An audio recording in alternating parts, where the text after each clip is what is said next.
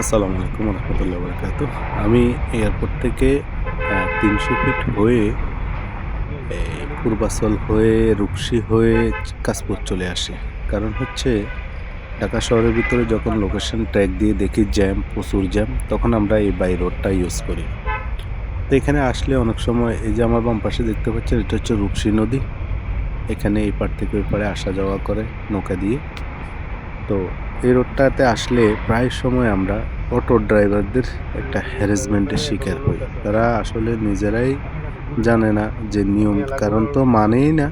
তার উপরে দেখা গেছে একটা জায়গায় ধাপ করে এই যে একটা অটো আসতেছে দেখেন, রিপোর্ট করে আমার সামনে দিয়ে ওটা নিয়ে নেবে, নিয়ে সে বাম পাশে দাঁড়িয়ে যাবে দেখেন। এরপরে ওইখান দিয়ে একটা ট্রাক আসতেছে দেখেন কি করতেছে।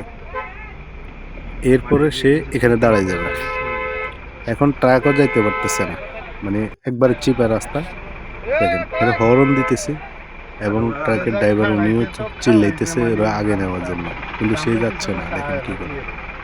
এরপর অনেকবার হর্ন দেওয়ার পরে চিল্লানোর পরে তারপর সে সাইড দেয়। আসলে ওনারা কি কারণে এইভাবে ড্রাইভ করেন, তাদেরকে একটা বোধগম্য নাই যে একটা গাড়ি যাবে এখান দিয়ে, আমি একটু সাইড করে দাঁড়াই। না, সাইড করে দাঁড়াবে না তারা। তারা এই ফট করে একটা গাড়ির সামনে দিয়ে ওটা নিয়ে নেবে। এখন আমি দেখা গেছে অ্যাক্সিলেটারে পা, আমি তার দপ করে ব্রেকে পা রাখি না।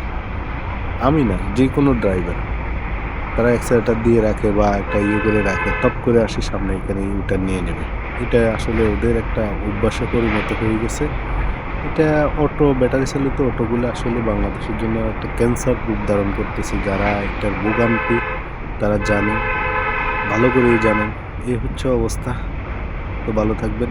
আসসালামু আলাইকুম রহমতুল্লাহ।